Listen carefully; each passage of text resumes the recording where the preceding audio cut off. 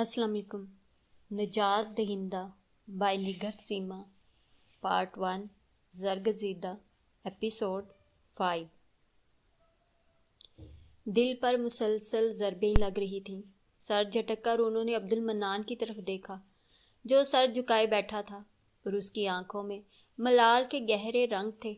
वो बेख्तियार अपनी जगह से उठे थे और उसके कंधे पर हाथ रखते हुए गैर इरादी तौर पर बंगाली में उसे तसल्ली दी थी। 1 अरब 45 करोड़ मुसलमानों में कोई तो होगा गाजी अलमदीन या गाजी मुरीद हुसैन। तुम दिल छोटा ना करो। अब्दुल मनान का चेहरा चमकने लगा। उसकी आंखों में वाज़िया हैरत थी। आप डैड, आप बंगाली ज़बान भी बोल सकते हैं? हेनरी के लबों से बेख्तियार निकला। 60 साल पहले जब मैं सांता हार में था तो रवानी से बंगाली बोलता था, लेकिन आज 60 साल बाद मैं समझता था मैं सब कुछ भूल गया हूँ। लेकिन माय गॉड डैड, आपको फ़ारसी आती है, आपको बंगाली आती है और कौन कौन सी ज़बानें आती हैं? आप आज एक ही बार हैरान कर दें। मुझे अरबी की भी समझ है, लेकिन ज़्यादा नहीं। वहाँ सांता हार में जिस मदरसे में कुछ अरसा पढ़ा वहाँ अरबी भी पढ़ाई जाती थी। आपका मतलब है आपने मुसलमानों के मदरसे में पढ़ा? क्या वहाँ कोई अंग्रेज़ी स्कूल नहीं था? तब नहीं था, पहले, लेकिन जब बना तो फिर मैं मिशनरी स्कूल में चला गया था। उसकी नज़रें झुकी हुई थी, दिल भर मुसलसल ज़रबे पड़ रही थीं। वो चंद साल की बातें भूल जाते थे, लेकिन 4 साल की उम्र से 13 साल तक मुहीत ज़िंदगी का एक एक लम्हा दिल पर नक्श था। कुछ भी नहीं भूले थे। हाँ, उस पर गर्द पड़ी हुई थी। अब ये गर्द हट रही थी तो सब यादें जिंदा हो रही थी।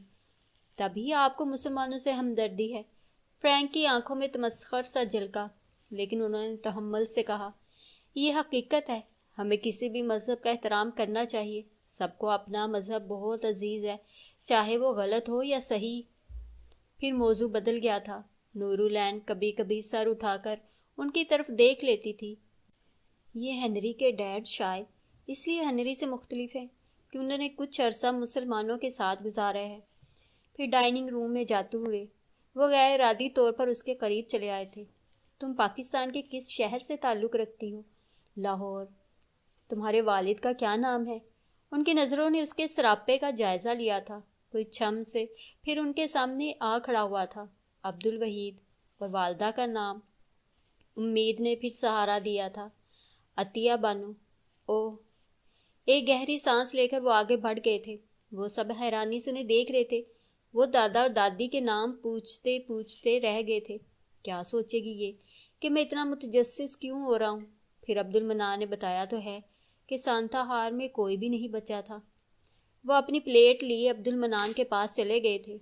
उनका दिल चाह रहा था वो अब्दुल मन्नान से सांता हार की बातें करें, कि वो उन्हें अपने वालिद से पूछकर बताए कि सांता हार में मौलवी अब्दुल हक का घराना भी था, जिनके 3 बेटे थे, अब्दुल अजीज़, अब्दुल रहमान और अब्दुल अली। सुनहरे बालों और गुलाबी रंगत वाला अब्दुल अली, जो बाई बाई करके उनके पीछे भागता था, और जब वो घर पर उन्हें ना देखता तो अम्मा बताती थी कि वो इधर उधर हर जगह उन्हें तलाश करता फिरता और उन्हें ना पाकर रोने लगता था। वो रोया तो बहुत होगा, उसने उन्हें ढूंढा तो होगा। फिर और वकारुन्निसा, आपा नजमुन्निसा, वो भी चुपके चुपके रोती होंगी। उनकी नज़रें नूरुलैन के चेहरे पर जा टिकी। बाएं आंख के कोने पर स्याह तिल, एकदम स्याह आंखें। नजमुन्निसा ने रंगत तो मौलवी अब्दुल हक की ली थी, लेकिन आंखें बिल्कुल हाजरा की चुराई थी। बंगाल का सारा हुस्न उनकी आंखों में आसमाया था। नजमुन्निसा वकारुन्निसा की निस्बत उनसे ज़्यादा करीब थी। 2 साल ही तो बड़ी थी। वो उनसे अब अगर होती तो उसकी उम्र 75 साल होगी।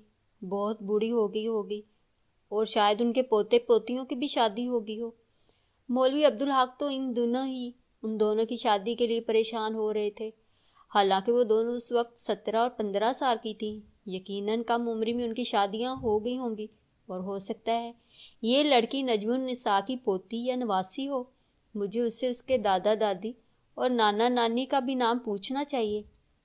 लेकिन वो ना उससे मज़ीद कोई बात कर सके, ना अब्दुल मनान से कोई दरख्वास्त कर सके कि वो अपने वालिद से पूछकर उन्हें बताए कि क्या सांता हार में کوئی مولوی عبدالحق بھی تھے؟ کیا ان کے خاندان کے افراد؟ ڈیڈ، آپ نے عبد المنان کی بالکل غلط حمایت کی تھی۔ سب کو رخصت کر کے ہنری لاؤنج میں آیا تو اس نے ناراضی سے کہا، فرینک صحیح کہہ رہا تھا، آزادی رائے سب کا حق ہے۔ کسی کے مذہبی جذبات کو مجروح کرنا آزادی رائے میں نہیں آتا، یہ اخلاقاً اور قانوناً جرم کے زمرے میں آتا ہے، اور اس کے لیے قانون ہونا چاہیے۔ ایسے شخص کو سزا ملنی چاہیے جو کسی مذہب پر کیچڑ اچھالتا ہے۔ ڈیڈ، آپ بہت عجیب ہیں۔ ہنری صوفے پر بیٹھ گیا۔ مجھے لگتا ہے آپ اسلام سے امپریس ہو رہے ہیں، لیکن ڈیڈ، یہ مسلم سب کے سب رجعت پسند، دہشت گرد اور بنیاد پرست ہوتے ہیں۔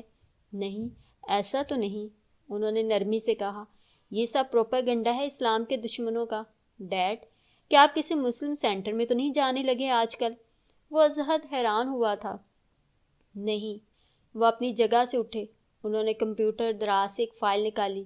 میں آج کل ویب سائٹ دیکھ رہا ہوں۔ حضرت محمد صلی اللہ علیہ وآلہ وسلم کی قابل احترام ہستی کے متعلق کچھ کہنا، غلط کہنا گناہ ہے، ایک ناقابل معافی گناہ۔ ڈیڈی، وہ صرف مسلمانوں کے لیے محترم ہوں گے، ان کے لیے گناہ ہوگا، لیکن ایک کرسچن کے لیے تو وہ محترم نہیں ہے، اس لیے اگر وہ ان کے متعلق اپنی رائے کا اظہار کرتا ہے تو وہ قابل سزا ہرگز نہیں ہو سکتا۔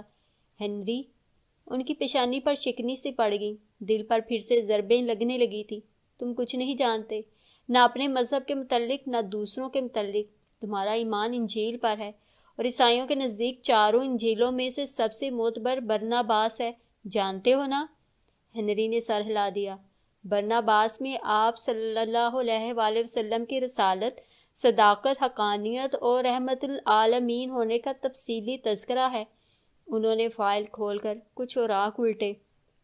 انجیل برناباس کے باب نمبر 17 میں لکھا ہے، تمام انبیاء جن کو اللہ تعالیٰ نے دنیا میں بھیجا، انہوں نے بہام کے ساتھ بات کی، مگر میرے بعد تمام انبیاء اور مقدس ہستیوں کا نور آئے گا، جو انبیاء کی کہی ہوئی باتوں کے اندھیرے پر روشنی ڈالے گا، کیونکہ وہ اللہ کا رسول ہے۔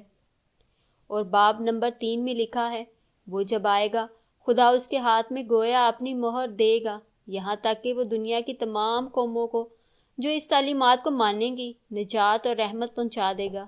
وہ بت پرستی کا ایسا قلع کما کرے گا کہ شیطان پریشان ہو جائے گا۔ اور مائی ڈیئر سن ہنری، یہ باب نمبر 97 میں ہے کہ حضرت عیسیٰ علیہ السلام نے فرمایا، وہ آنے والا نبی ان لوگوں سے انتقام لے گا جو مجھے انسان سے بڑھ کر کچھ قرار دیں گے۔ سردار قاصر نے پوچھا، وہ کس نام سے پکارا جائے گا؟ یسوع نے جواب دیا، اس کا نام قابل تعریف ہوگا۔ تو کیا تم انجیل برناباس کی بات کو رد کر سکتے ہو؟ ڈیڈ، ہنری کھڑا ہو کر الجھن سے انہیں دیکھنے لگا۔ میں آپ کی کوئی بات نہیں سمجھ رہا، آپ بہت عجیب ہو رہے ہیں۔ میں نہیں سمجھتا کہ آپ کو کیا ہوا ہے۔ مجھے ڈر لگ رہا ہے کہ آپ ان قریب اسلام قبول کرنے والے ہیں۔ آپ کا رویہ، آپ کے گفتگو، سب کچھ عجیب ہے۔ اور پھر وہ گڈ نائٹ کہہ کر سونے کے لیے چلا گیا۔ وہ کچھ دیر یوں ہی بیٹھے رہے۔ دل پر پڑنے والی ضربوں کی شدت بڑھ گئی تھی۔ دھم دھم کوئی ضربیں لگا رہا تھا۔ ہر ضرب پر وہ پوری جان سے لرز اٹھتے تھے۔ پھر وہ اٹھے، فائل دراز میں رکھی اور اپنے بیڈ روم میں آ گئے۔ کل وہ واپس جا رہے تھے، گو ان کا دل نہیں چاہ رہا تھا۔ وہ ہنری کے پاس، اس کے قریب رہنا چاہتے تھے، لیکن انہوں نے محسوس کیا تھا وہ ہنری کو ڈسٹرب کر رہے تھے۔ کبھی کبھی اپنی کیفیات میں وہ یوں گم ہو جاتے کہ ارد گرد کے ماحول سے بے خبر ہو کر ماضی میں پہنچ جاتے۔ ماضی جو سانتا ہار میں گزرا تھا، جو کلکتہ کی اسلامیہ بلڈنگ کے ایک فلیٹ میں بیتا تھا۔ ماضی جس میں مولوی عبدالحق تھے قرآن کا سبق دیتے ہوئے۔ ماضی جس میں ماسٹر اللہ دتا تھے فارسی کی گلستان بوستان پڑھاتے ہوئے۔ ماضی جس میں سانتا ہار کا وہ مدرسہ تھا جو مسجد سے منسلک تھا۔ ماضی جس میں صبح صبح وہ صحن میں رکھے پانی کے ڈرم سے وضو کر کے یوں ہی ہاتھ منہ پونچھے بغیر پانی ٹپکاتے مسجد میں نماز پڑھنے جاتے تھے۔ ماضی وہ جس میں رحل پر قرآن رکھے وہ ہل ہل کر قرآن پڑھتے تھے۔ ماضی جس میں آپ صلی اللہ علیہ وآلہ وسلم کا نام سنتے ہی ان پر درود بھیجتے تھے۔ اور پھر اندر ہی اندر ایک سزا کا، ایک پچھتاوے کا عمل شروع ہو جاتا۔ اس سزا کے وہ تنہا حقدار تھے، اس میں ہنری کا کوئی قصور نہ تھا، انہیں اسے ڈسٹرب کرنے کا کوئی حق نہیں تھا، اس لیے انہوں نے واپس لانگ ایٹن جانے کا فیصلہ کر لیا تھا۔ یہ سزا انہیں خود ہی جھیلنا تھی۔ تنہا بیڈ پر بیٹھتے ہوئے انہوں نے دونوں ہاتھوں کی انگلیوں کو ایک دوسرے میں پھنسایا، دل پر پھر زر پڑی تھی، اور کیا میرے جیسے راندہ درگاہ کے لیے کوئی توبہ کا در کھل سکے گا کبھی؟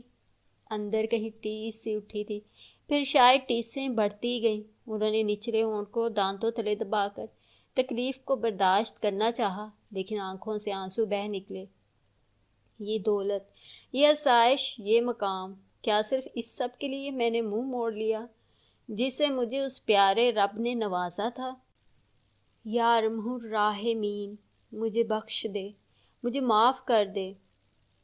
میں جانتا ہوں میں بخشش کے لائق نہیں، میں توبہ کے بھی قابل نہیں، لیکن اے رب العالمین، پھر بھی میں تجھ سے توبہ کا طلبگار ہوں، بخشش کا خواستگار ہوں۔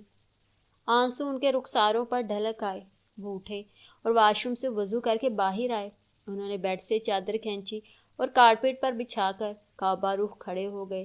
60 سال بعد وہ یوں کھڑے ہوئے تھے، 60 سال بعد انہوں نے نیت کے لیے ہاتھ اٹھائے تھے۔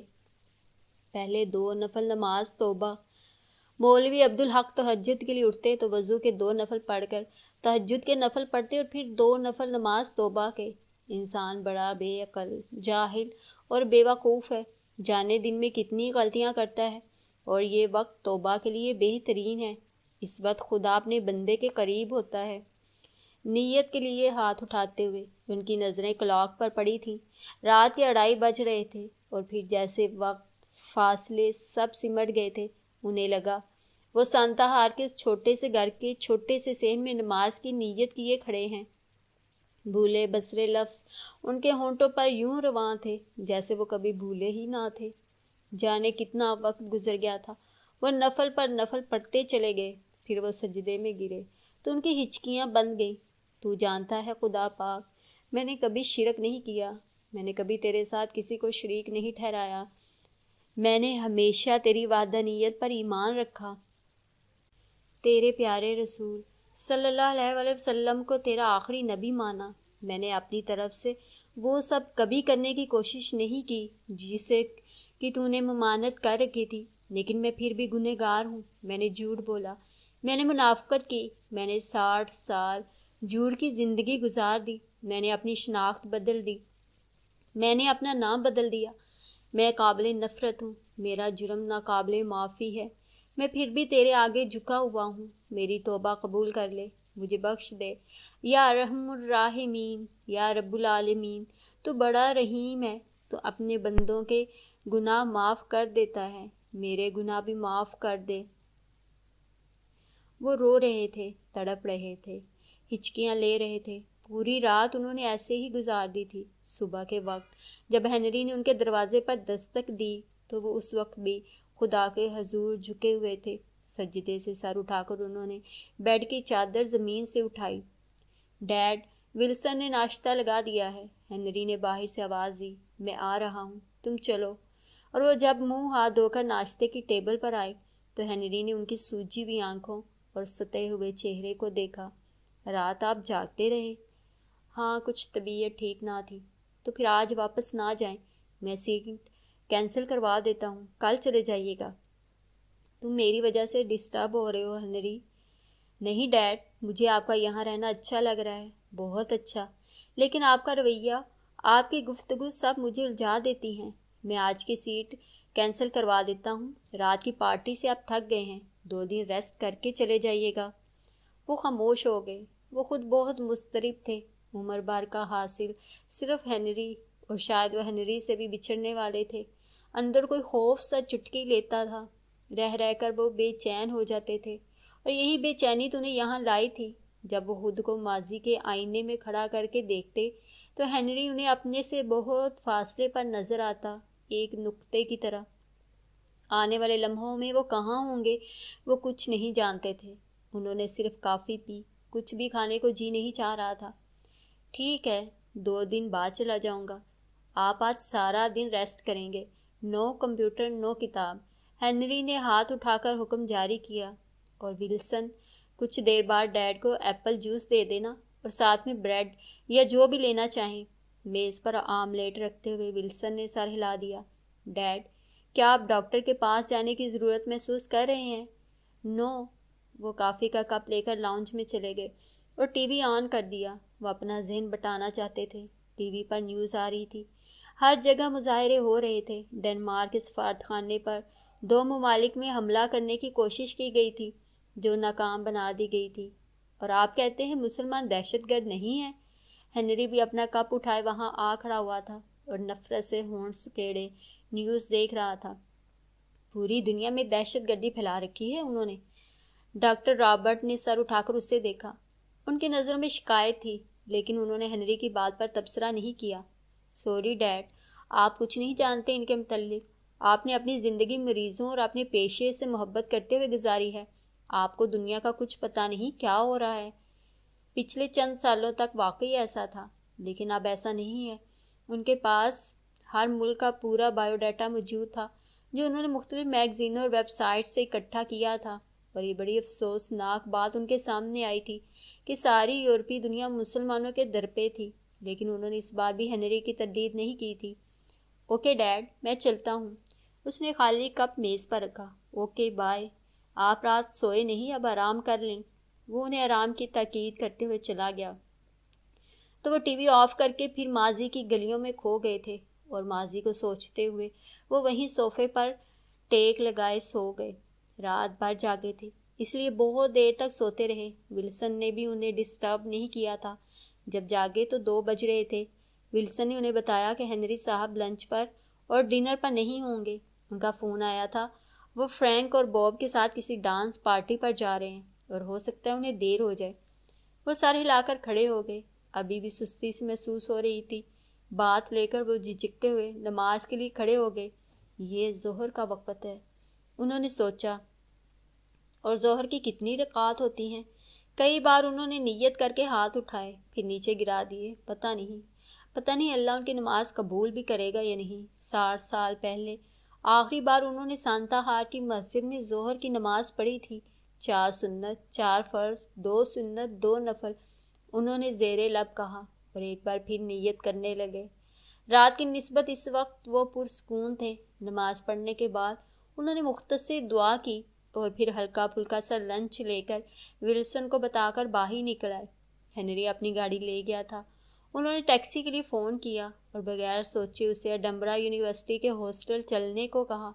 وہ عبد المنان سے ملنا چاہتے تھے۔ وہ اسے درخواست کرنا چاہتے تھے کہ وہ اپنے والد کو فون کر کے پوچھے کیا وہ مولوی عبدالحق کے خاندان کو جانتے ہیں۔ انہوں نے فیصلہ کر لیا تھا، عبد المنان چاہے جو بھی سمجھے، لیکن وہ اس اضطراب اور بے چینی کے ساتھ لانگ ایٹن واپس نہیں جانا چاہتے تھے۔ عبد المنان انہیں دیکھ کر حیران رہ گیا تھا۔ مجھے تم سے کچھ پوچھنا تھا عبد المنان۔ وہ بے حد سنجیدہ تھے، لیکن ان کے ہولے ہولے لرزتی انگلیاں ان کے اندرونی اضطراب کا پتہ دے رہی تھی۔ کس کے متعلق؟ عبد المنان کی سوالیہ نظریں ان کے چہرے پر تھیں۔ وہ اس وقت اپنے روم کے باہر کھڑا تھا اور ابھی بھی یونیورسٹی سے لوٹا تھا۔ سانتا ہار کے متعلق، تمہارے فادر کے متعلق؟ عبد المنان کی آنکھوں میں وہی کرب تھا۔ کیا سانتا ہار میں کوئی نہیں بچا تھا؟ تمہیں یقین ہے؟ آپ کس کے متعلق پوچھنا چاہتے ہیں؟ وہ ان کی آنکھوں میں دیکھ رہا تھا۔ مولوی عبدالحق کے متعلق، عبدالعزیز، عبدالرحمان اور عبدالعلی کے متعلق۔ ان کی آواز سرگوشی جیسی تھی اور اس طرف آتی نور العین ٹھٹک کر رہ گئی۔ میں نہیں جانتا، لیکن یہ نام جانے پہچانے لگ رہے ہیں۔ شاید ابا نے کبھی ان کا ذکر کیا ہو۔ کیا یہ سب لوگ بھی 60 سال پہلے یہ سب سانتا ہار میں رہتے تھے؟ لیکن جب بنگلہ دیش بنا تو کیا یہ سب مارے گئے؟ ان کی آواز میں واضح لرزش تھی۔ میں ابا سے پوچھ کر بتا سکتا ہوں، میں تو تب صرف چند ماہ کا تھا۔ میں نے آپ کو بتایا تھا نا، میرے ابا سانتا ہار ہی میں پیدا ہوئے تھے۔ بنگلہ دیش بننے تک وہ وہیں رہے۔ ہم 8 بہن بھائی بھی وہاں ہی پیدا ہوئے تھے۔ میں سب سے چھوٹا تھا۔ تمہارے ابا کا نام؟ میرے ابا کا نام عبدالرب ہے۔ عبدالرب، اور والد کا نام؟ وہ اپنے ہاتھوں کی انگلیاں مروڑ رہے تھے۔ سدید بابو۔ میرے دادا کا نام سدید بابو تھا، لیکن وہ میری پیدائش سے بہت پہلے وفات پا چکے تھے۔ انہیں نہیں دیکھا۔ سدید بابو، عبدالرب، انہوں نے مضطرب ہو کر دونوں بازوؤں کو پکڑتے ہوئے جھنجھوڑا۔ سدید بابو، ان کے گھر کے ساتھ ہی تو بالکل جڑا ہوا گھر مولوی عبدالحق کا تھا۔ سدید بابو اور مولوی عبدالحق بالکل بھائیوں جیسے تھے۔ عبدالعزیز، عبدالرحمن اور عبدالعلی مولوی عبدالحق کے بیٹے تھے۔ 2 بیٹیاں بھی تھیں۔ ان کی آواز میں دبا دبا سا جوش تھا۔ وقار النساء، نجم النساء۔ لیکن آپ ان سب کو کیسے جانتے ہیں؟ عبدالمنان نے پوچھا۔ تو انہوں نے اپنے ہاتھ اس کے بازو سے ہٹا لیے اور اپنی بے قراری چھپانے کی کوشش کی۔ میں نے وہاں بہت سال گزارے ہیں۔ جب میں نے سانتا ہار چھوڑا تو میں 13 سال کا تھا تب۔ بس میں جاننا چاہتا ہوں کہ کیا وہ لوگ بھی مارے گئے تھے؟ ان کے لہجے سے پھر بے قراری جھلکنے لگی تھی۔ وہ بھول گئے تھے کہ وہ اس وقت کہاں کھڑے ہیں اور کس حیثیت سے۔ عبدالرب میرا دوست تھا، شاید سانتا ہار میں اور بھی کئی اس نام کے لڑکے ہوں گے، لیکن عبدالرب سدید بابو کا بیٹا تھا۔ چوڑیوں کو پگھلا کر زنجیر بناتے تھے ہم۔ دفتن وہ بولتے بولتے رک گئے۔ تم پلیز کیا اپنے فادر سے پوچھ کر بتا سکتے ہو ابھی اسی وقت کہ مولوی عبدالحق؟ مجھے یقین ہے یہ وہی عبدالرب ہے، اسے ضرور پتہ ہوگا۔ عبدالمنان ابھی تک حیرت میں تھا۔ وہ ڈاکٹر جان رابرٹ کی بات صحیح طرح سے سمجھ نہیں پا رہا تھا۔ یہ ایک مشہور ڈاکٹر، ایک اعلیٰ خاندان کا فرد، بھلا اس کی ابا سے کیسی دوستی ہو سکتی ہے؟ میں کوشش کرتا ہوں۔ اس نے موبائل نکال کر ڈائل کیا۔ لائن نہیں مل رہی۔ ان کے چہرے پر مایوسی چھا گئی۔ میں بہت جلد پتہ کر کے آپ کو فون کر دوں گا۔ آپ ابھی یہیں ہیں نا ہنری کے پاس؟ ہاں، کل تک، انہوں نے آہستگی سے کہا۔ وہ ابھی تک عبدالمنان کے کمرے کے سامنے کھڑے تھے۔ پلیز آئیے نا، آپ کو خدیجہ سے ملواؤں اور کافی کا ایک کپ؟ نہیں، پھر کبھی سہی۔ وہ دل شکستہ سے سر جھکا کر واپس مڑے اور ابھی کوریڈور کے سرے تک پہنچے تھے کہ تیز تیز قدموں سے چلتی نور العین ان کے قریب آ کر رک گئی۔ اس نے ان کے پیچھے کھڑے ہو کر ان کی پوری بات سنی تھی۔ سر پلیز رکیے، میری بات سنیے۔ وہ رک گئے۔ انہوں نے مڑ کر نور العین کی طرف دیکھا اور ایک خالی سی نظر اس پر ڈالی۔ یہ نور العین تھی جس سے ہنری محبت کرتا تھا، جس کے بغیر اسے زندگی بے رنگ لگتی تھی۔ اور اگر ہنری، آپ مولوی عبدالحق کے متعلق کیوں جاننا چاہتے تھے؟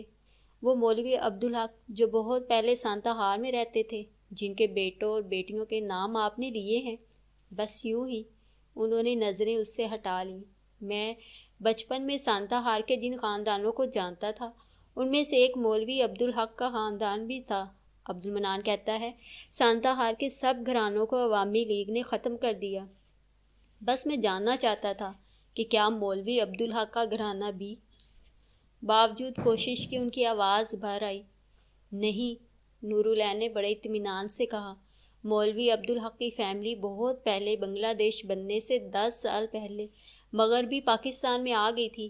میں نے اپنے ابا اور تایا سے سنا ہے کہ بیوی کی وفات کے بعد مولوی عبدالحق کا دل وہاں سے اچاٹ ہو گیا تھا اور وہ مغربی پاکستان آ گئے۔ تب بنگلہ دیش مشرقی پاکستان کہلاتا تھا۔ اس نے ایک نظر جان رابرٹ پر ڈالی۔ میری دادی کا نام ہاجرہ تھا۔ میں مولوی عبدالحق کے سب سے چھوٹے بیٹے عبدالوحید کی سب سے چھوٹی بیٹی ہوں۔ عبدالوحید؟ لیکن مولوی عبدالحق صاحب کے کسی بیٹے کا نام عبدالوحید نہیں تھا۔ شاید یہ کوئی اور۔ آپ کس سن میں سانتا ہار گئے تھے؟ 1946 میں سر جیمز میرے ڈیڈ نے سانتا ہار چھوڑا تھا اور میرے والد پاکستان بننے کے بعد 1950 میں پیدا ہوئے تھے۔ اوہ، تب تو میں، انہوں نے زیر لب کہا۔ ان کی آنکھوں میں نمی تیرنے لگی تھی۔ ان کا دل چاہ رہا تھا وہ اس لڑکی کو جو ان کے سامنے کھڑی کچھ عجیب مشکوک سی نظروں سے انہیں دیکھ رہی ہے گلے سے لگا لیں، اسے پیار کریں، اس کے وجود سے آتی خوشبو کو اپنے اندر جذب کر لیں، اس سے کہیں سنو لڑکی، میں تمہارے باپ کا سگا بھائی ہوں۔ لیکن ضبط کیے کھڑے، دونوں ہاتھ سینے پر باندھے اسے دیکھ رہے تھے۔ وہ سب اب کہاں ہیں؟ ان کے لبوں سے سرسراتی آواز نکلی۔ کچھ لاہور میں، کچھ کراچی میں۔ نور العین بغور انہیں دیکھ رہی تھی۔ کچھ بھی تھا جو اس کے دل میں کھٹک رہا تھا، کوئی خیال بار بار دل میں آ کر گم ہو جاتا۔ کیا؟ اس نے یاد کرنے کی کوشش کی لیکن اسے یاد نہیں آ رہا تھا۔ بڑے تایا عبدالرحمن اور بڑی پھپھو وقار النساء کا چند سال بیشتر انتقال ہو چکا ہے۔ دونوں ایک ہی سال میں فوت ہو گئے، آگے پیچھے چند ماہ کے وقفے سے۔ وہ ان کے بغیر پوچھے بتائی جا رہی تھی۔ عبدالرحمن چچا بہت مشہور سرجن تھے، پاکستان میں ان کا بڑا نام تھا۔ عبدالعزیز چچا ایک بینک میں زونل مینیجر ہیں، اور عبدالعلی چچا بھی ایک بڑے کپڑے کی مل میں جی ایم ہیں۔ سب کے بچوں کی شادیاں ہو چکی ہیں۔ میرے بابا یونیورسٹی میں پروفیسر ہیں، اور مولوی عبدالحق پھر ان کی آنکھوں کے سامنے آ گئے، ناراضگی سے تکتے ہوئے۔ محمد سعید، جو تیرے نصیب میں لکھا ہے وہ تجھے ضرور ملے گا، اور جو تیرے نصیب میں نہیں ہے وہ تو چاہے کہیں بھی چلا جائے نہیں پا سکے گا۔ اور وہ اس وقت سوچتا تھا، وہ ساری زندگی سانتا ہار میں گھر اور مسجد تک محدود ہو کر رہ جائے گا، زمیندار کے کھیتوں میں کام کرے گا، یا بہت ہوا تو کوئی چھوٹی سی دکان بنا لے گا، اور مسجد میں شبینہ ہوا تو ساری رات جا کر قرآن پڑھے گا، اور بس کولو کے بیل کی طرح زندگی ایک ہی دائرے میں چکر لگاتے گزر جائے گی۔ نورالعین کو وہ بات یاد نہیں آ رہی تھی۔ کیا بات تھی بھلا؟ اس نے پیشانی پر انگلی ماری کہ اسپتال میں اپنی وفات سے چند دن پہلے وقار النساء نے تکیے سے ٹیک لگا کر بیٹھے ہوئے نجم النساء سے کہا تھا، نجو، آج میں نے خواب میں محمد سعید کو دیکھا۔ وہ کمرے کے کونے میں کھڑی ان کے لیے پھل کاٹ رہی تھی۔ کچھ دیر پہلے ہی تو وہ اپنے بابا کے ساتھ ان کی مزاج پرستی کے لیے آئی تھی۔ وہ بہت دور کھڑا تھا، پھر اچانک اس نے مجھے دیکھ لیا اور وہیں سے آوازیں دینے لگا۔ پھر وہ ہاتھ پھیلائے میری طرف بڑھا، لیکن جیسے زمین نے اس کے قدم پکڑ لیے، جیسے اس کے پاؤں میں زنجیریں تھیں۔ پھر وہ رونے لگا اور میری آنکھ کھل گئی۔ آپ کو سعید سے پیار بھی تو بہت تھا، کیا تمہیں سعید سے پیار نہیں تھا؟ وہ تو سب کو ہی پیارا تھا۔ پتہ نہیں آج کل اتنی شدت سے کیوں یاد آتا ہے۔ وقار النساء خاموش ہو گئی تھی۔ یہ سعید کون ہے؟ اس نے سوچا تھا۔ آج سے پہلے اس نے یہ نام گھر میں کبھی نہیں سنا تھا۔ کیا وہ پھپھو کا بیٹا تھا؟ وہ پوچھنا چاہ رہی تھی کہ کون تھا۔ بابا کے ساتھ اس کے کزن اور گھر کے دوسرے افراد اندر آ گئے، پھر ذہن سے نکل گیا۔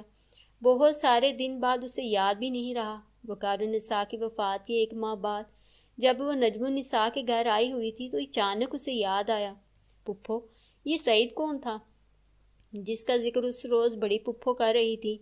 نجم النساء چونک کر اسے دیکھنے لگی تھی۔ بڑی دیر بعد انہوں نے بتایا تھا، سعید ہمارا بھائی تھا، بچپن میں کہیں کھو گیا تھا، لیکن کبھی کسی نے ذکر نہیں کیا۔ جو یادیں تکلیف دہ ہوں انہیں دہراتے نہیں۔ وہ کھو گیا، ملا نہیں پھر۔ سعید، وہ یہی یاد کرنے کی کوشش کر رہی تھی۔ جان رابرٹ اسی پوزیشن میں کھڑے کسی خیال میں گم تھے۔ سعید، اس نے قدرے اونچی آواز میں دہرایا اور ان کو بغور دیکھا۔ کشادہ پیشانی اور آنکھوں کے دیکھنے کا انداز بالکل عبدالعلی طایا کی طرح تھا، اور وہ وضاحت نہیں کر سکتی تھی، لیکن یہ شخص ڈاکٹر جان رابرٹ جو ہنری کا باپ تھا، اس میں کہیں نہ کہیں عبدالعلی طایا کی مشابہت تھی۔ آپ سعید ہیں؟ بالکل غیر ارادی طور پر اس کے لبوں سے نکلا تھا۔ وہ چونک کر اسے دیکھنے لگے۔ یہ نام تو 60 سال پہلے انہوں نے خود سے الگ کر دیا تھا۔ پھر یہ لڑکی، وہ تو سمجھتے تھے کہ مولوی عبدالحق کے گھر میں پھر کبھی کسی نے اس کا نام بھی نہیں لیا ہوگا۔ بھلا ایک مرتد سے دین سے پھر جانے والے شخص سے ان کا کیا رشتہ تھا؟ لیکن یہ لڑکی ان کا نام لے رہی تھی تو یقیناً یہ نام اچھے معنوں میں نہیں لیا جاتا ہوگا۔ وہ تو لعنتی تھا۔ وہ نہ تو اقرار کر سکے نہ انکار۔ پسینہ ان کے جسم سے پانی کی طرح بہنے لگا۔ شرمندگی اور ندامت سے ان کی نظریں جھک گئیں۔ اگر یہ جان لے کہ میں وہی ہوں تو یہ کیا سوچے گی؟ گر جاؤں گا اس کی نظروں میں، بتائیے نا۔ لڑکی پرشوق نظروں سے انہیں دیکھ رہی تھی۔ نہیں، انہوں نے سختی سے کہا، کیا تم نہیں جانتی کہ میں ڈاکٹر جان رابرٹ ہوں، ہنری کا ڈیڈ؟ وہ دانتوں پر دانتوں کو سختی سے جمائے، یکدم تیز قدموں سے چلتے ہوئے اس کی نظروں سے اوجھل ہو گئے۔ نورالعین کچھ دیر وہیں کھڑی رہی۔ یہ ضرور 60 سال پہلے کھو جانے والے طایا سعید ہیں۔ پتہ نہیں کیوں دل میں خیال آیا تھا، لیکن یہ مکر کیوں رہے ہیں؟ اور اگر یہ سعید طایا نہیں ہے تو پھر مولوی عبدالحق اور ان کے خاندان کے افراد کے لیے متجسس کیوں ہو رہے تھے؟ اور صرف نجم پھپھو ہی میری مدد کر سکتی ہیں، اس نے سوچا۔ اور کچھ دیر بعد وہ نجم النساء کے گھر کا نمبر ڈائل کر رہی تھی۔ فون ثنا نے اٹینڈ کیا تھا، جو ان کی پوتی تھی۔ ثنا، مجھے پپھو سے بات کرنی ہے، ہو سکتی ہے؟ میں کارلس ان کے کمرے میں لے جاتی ہوں، ثنا نے کہا، اور کچھ دیر بعد ان کی آواز ایئر پیس میں آئی، کیسی ہو نورالعین؟ پپھو، اس نے دبے دبے جوش سے فوراً ہی بغیر کسی تمہید کے کہنا شروع کر دیا، میں نے ایک شخص کو یہاں دیکھا ہے، میرا خیال ہے وہ آپ کے گم شدہ بھائی سعید ہیں۔ دوسری طرف کچھ دیر خاموشی چھا گئی۔ پپھو، اس نے پھر کہا، آپ سن رہی ہیں نا پپھو، وہ شخص؟ نورالعین، یہ کیا تم فضول بات کر رہی ہو؟ نجم النساء کی آواز میں جھنجھلاہٹ تھی۔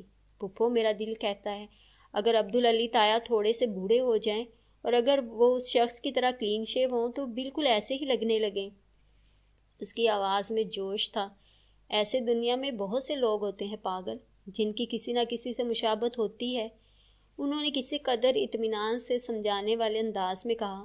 لیکن پپھو، کسی کو سانتا ہار کے مولوی عبدالحق اور اس کے خاندان سے دلچسپی نہیں ہو سکتی، مگر یہ شخص میرے ایک کلیگ سے جو بنگلہ دیش سے آیا ہے اور جس کے والد سانتا ہار میں رہتے تھے، ان سے سب کا پوچھ رہا تھا بہت بے قراری سے۔ اس نے سب کے نام لیے، عبدالعزیز، تایا عبدالرحمن اور عبدالعلی تایا کے۔ اس نے آپ کا اور بڑی پپھو کا نام بھی لیا تھا۔ دوسری طرف خاموشی کا وقفہ طویل ہو گیا۔ پپھو، اس نے پکارا تو دوسری طرف سے دھیمی آواز میں نجم النساء نے پوچھا، کیا اس نے اپنا نام سعید بتایا ہے تجھے؟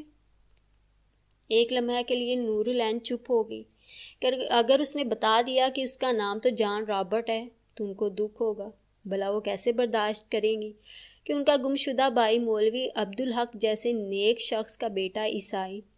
نہیں پپھو، میں نے اس کا نام نہیں پوچھا، لیکن ہاں پپھو، اس کے کان کی لو پر ایک بڑا سا سیاہ تل ہے، کیا سعید تایا کے؟ نورالعین، نجم النساء کی آواز میں لرزش تھی، تجھے وہ پھر ملے تو اس کا نام پوچھنا، اگر اس کا نام سعید ہوا تو پھر مجھے فون کرنا، اس سے پوچھنا کہ کیا وہ مولوی عبدالحق کا بیٹا ہے، لیکن اگر اس کا نام کچھ اور ہوا تو پھر مت بتانا مجھے کچھ۔ اب آواز کی لرزش میں آنسوؤں کی نمی بھی شامل ہو گئی تھی، ساتھ ہی فون بند ہو گیا۔ نورالعین ٹیلی فون بوتھ سے باہر نکلی تو اس کے لبوں پر مسکراہٹ تھی، ہو نہ ہو یہ سعید تایا ہی ہیں، لیکن سعید سے جان رابرٹ بننے تک کی کہانی کیا ہے؟ وہ واپس کمرے میں آئی تو اس کا دل پڑھائی میں نہیں لگا، اس راز کا بوجھ جیسے اسے سنبھالا نہیں جا رہا تھا۔ کیا میں ہنری سے بات کروں؟ نہیں، مجھے جان رابرٹ سے بات کرنی چاہیے، اس کا تھیسس مکمل ہو چکا تھا، چند دن بعد اس نے سبمٹ کروانا تھا، اور پھر شاید چند ماہ تک وہ واپس پاکستان چلی جائے، اور پھر کس سے کہے یہ سب؟ بھائی یا بھابھی سے؟ نہیں، بھتیجی سے بات کرے، جو بھتیجی کم دوست تھی، وہ اسے اچھا مشورہ دے سکتی ہے۔ وہ پھر اٹھی اور اسے فون کرنے باہر آئی، لیکن اس کے پرس میں سکے نہیں ملے تو اس نے سوچا 2 دن بعد اسے ویکینڈ پر جانا تو ہے ہی، یہ فون پر کرنے کی بات نہیں ہے، وہیں جا کر بات کرے گی۔ وہیں فون بوتھ کے باہر کھڑے کھڑے اس کا ارادہ شاپنگ کا بن گیا۔ وہ اکیلی کبھی شاپنگ کے لیے نہیں گئی تھی، ہمیشہ فاطمہ یا عالیہ اس کے ساتھ ہوتی۔ بھائی نے بھی سختی سے منع کیا تھا کہ سورج غروب ہونے کے بعد وہ گھر سے نہ نکلا کرے، اکیلے دے کر یہاں کالے اکثر پرس چھین لیتے ہیں، پھر کچھ بھی ہو سکتا ہے۔ لیکن آج وہ جیسے ہر احتیاط بھول کر مارکیٹ میں آ گئی تھی، پھر شاپنگ کرتے ہوئے اسے وقت کا احساس ہی نہیں ہوا۔ کرسمس سے پہلے لگنے والی سیل ابھی بھی لگی ہوئی تھی، اور یہاں انگلینڈ میں سیل کا مطلب سیل ہی تھا۔ اس نے سب کزنز کے لیے سویٹر خریدے اور کچھ جوتے لیے۔ جب وہ روڈ پر آئی تو اسے احساس ہوا کہ دیر ہو چکی ہے، باہر نیون سائن جل رہے تھے۔ نیوڈ گرلز کے نیون سائن دیکھ کر اس نے برا سا منہ بنایا۔ یہ لوگ مسلمان عورت کو آزادی دلانے کا نعرہ لگاتے ہیں، اور خود ان کے ہاں عورت جتنی بے وقت اور غیر محفوظ ہے کہیں اور نہیں، اس سے زیادہ عورت کی اور کیا بے حرمتی ہوگی، اس نے سوچا، اور سڑک پر کسی ٹیکسی کی تلاش میں ادھر ادھر دیکھنے لگی۔ ہنری، تم نے پہلے تو اس طرح نہیں پی؟ بوب نے ہنری کو 5واں پیگ لیتے دیکھ کر پوچھا۔ ہاں، لیکن آج میں پینا چاہتا ہوں، اتنی کہ سب کچھ بھول جاؤں۔ تم نے سنا تھا نا وہ لڑکی ڈانس پارٹی میں کیا کہہ رہی تھی، کہ وہ اتنا پیتی ہے، اتنا کہ پھر کچھ یاد نہیں رہتا۔ ایسے ہی میں بھی کچھ یاد نہیں رکھنا چاہتا۔ بوب حیرت سے اسے دیکھ رہا تھا، جبکہ فرینک آہستہ آہستہ اپنے جام سے چسکیاں لے رہا تھا۔ جب وہ اس ڈانس پارٹی سے بور ہو کر آئے تو فرینک نے ہی ایک پیگ بنانے کی فرمائش کی تھی۔ خاصی سردی ہے، تھوڑا گرم ہو جائیں گے اور نیند بہت مزے سے آئے گی۔ لیکن ہنری نے مخالفت کی تھی۔ ڈیڈ انتظار کر رہے ہوں گے فرینک، تم ایسا کرو، باہر سے اپنے لیے خرید لو اور اپنے روم میں جا کر پی لینا۔ تم، فرینک نے اس پر طنز کیا تھا، تم اور تمہارے ڈیڈ لگتا ہے کسی مسلمان کی اولاد ہیں۔ ہنری خاموش رہا تھا۔ اس نے خلاف معمول فرینک کے طنز کا کوئی جواب نہیں دیا تھا۔ وہ خود کل کے ڈیڈ کے رویے پر حیران تھا۔ کم آن ہنری، بوب کا بھی جی گرم ہونے کو چاہتا تھا۔ تب وہ خاموشی سے ان کے ساتھ اندر آیا تھا، لیکن اب اندر آ کر مسلسل پیے جا رہا تھا۔ نور العین کا ذکر پہلے فرینک نے ہی کیا تھا۔ مجھے ڈورتھی نے بتایا ہے کہ تم نور العین سے محبت کرنے لگے ہو۔ ہاں، تو پھر؟ ہنری نے اسے گور کر دیکھا، حالانکہ ابھی اس نے صرف ایک پیگ لیا تھا، اور یہ ڈورتھی کی بچی سب میں ڈنڈورا پیٹتی پھر رہی ہے۔ وہ چاہتی ہے کہ میں اسے اپنا فیانسی بنا لوں، لیکن وہ زور سے ہنسا اور اس نے اپنے لیے ایک اور پیگ بنا لیا۔ پتہ نہیں شراب ہی تیز تھی یا وہ یوں ہی بہک رہا تھا۔ صبح ڈورتھی نے ہی اسے بتایا تھا کہ جب نور العین ایسٹر کی چھٹیوں میں پاکستان جائے گی تو اس کی شادی ہو جائے گی، پھر وہ یہاں سے اپنی ڈگری لے کر سیدھے اپنے شوہر کے پاس امریکہ چلی جائے گی۔ تو مجھے کیا؟ اس نے ڈورتھی سے تو یہی کہا تھا، لیکن تب سے اب تک اس کے دماغ میں یہ بات چپک گئی تھی۔ وہ چلی جائے گی، اس کی شادی ہو جائے گی، پھر وہ اسے کبھی نہیں دیکھ پائے گا، کبھی نہیں، عمر بھر نہیں، پوری زندگی میں بھی نہیں۔ اس کا ڈانس پارٹی میں جانے کا ارادہ بالکل نہیں تھا۔ اس کا دعوتی کارڈ اسے کئی دن پہلے سے ملا ہوا تھا، تب سے ہی اس کا ارادہ نہیں تھا۔ یہ مسز اسمتھ اور ان کی ڈانس پارٹیاں فضول، بے ہنگم اچھل کود اور بیکار لوگ۔ لیکن پھر جب فرینک نے پوچھا تو وہ جانے کو تیار ہو گیا کہ وہ اس ہلے گلے میں شریک ہو کر شاید نور العین کا خیال ذہن سے نکال سکے، جو ذہن سے چپک کر رہ گیا تھا۔ وہ سارا دن اسے نظر نہیں آئی تھی، شاید وہ یونیورسٹی نہیں آئی تھی، لیکن حسب معمول وہ جلد ہی بور ہو گیا تھا۔ ولگر سے ڈریسز میں ملبوس، میک اپ سے لتھڑے چہرے والی لڑکیاں، شراب کے نشے میں چور۔ اس کی آنکھوں کے سامنے پھر نور العین آ گئی تھی، ڈھکی چھپی، آنکھوں میں ایسی حیا اور چہرے پر وہ پاکیزگی اور معصومیت جو کسی چہرے پر اسے نظر نہیں آتی تھی۔ اس نے کتنی ہی لڑکیوں کے ساتھ ڈانس کیا تھا، کئی ایک کو آئی لو یو بھی کہا تھا، لیکن پھر خود ہی دل میں ہنس دیا تھا۔ ہنری رابرٹ، یہ جو لفظ تم اس لڑکی سے کہہ رہے تھے، تم جانتے ہو ان میں کچھ حقیقت نہیں، رتی بھر نہیں۔ تم یہ لفظ نور آن سے نہیں کہہ سکے تو کسی اور کے لیے بھی یہ لفظ نہیں ہے تمہارے پاس۔ تم جو بول رہے ہو یہ مردہ لفظ ہیں، ان میں زندگی نہیں، حرارت نہیں۔ پھر اس نے جلد ہی ان دونوں کو بھی وہاں اٹھنے سے مجبور کر دیا تھا، اور اب فرینک کے مجبور کرنے پر وہ صرف ایک پیگ پینے کے لیے یہاں آیا تھا۔ اس نے سوچا تھا یہ جو خیال ذہن سے چپک گیا شاید وہ ذہن سے ہٹ جائے، لیکن اب تو نور العین اور بھی یاد آ رہی تھی۔ آج تک اس نے فرینک یا بوب سے نور العین کے متعلق اپنے خیالات شیئر نہیں کیے تھے۔ ڈورتھی بھی خود ہی اندازے لگاتی رہتی تھی، لیکن اس نے تائید یا تردید کبھی نہیں کی تھی۔ لیکن آج وہ گھونٹ گھونٹ وسکی حلق سے نیچے اتارتے ہوئے کہہ رہا تھا، ہاں میں اس سے محبت کرتا ہوں، وہ اسی لائق ہے، محبت کرنے کے لائق، سب سے مختلف ہے وہ۔ ڈیڈ کہتے ہیں ایک مسلم لڑکی کی کرسچن مرد سے شادی نہیں ہو سکتی، لیکن ایک کرسچن ایک مسلم لڑکی سے محبت تو کر سکتا ہے نا؟ بولو بوب، کر سکتا ہے نا؟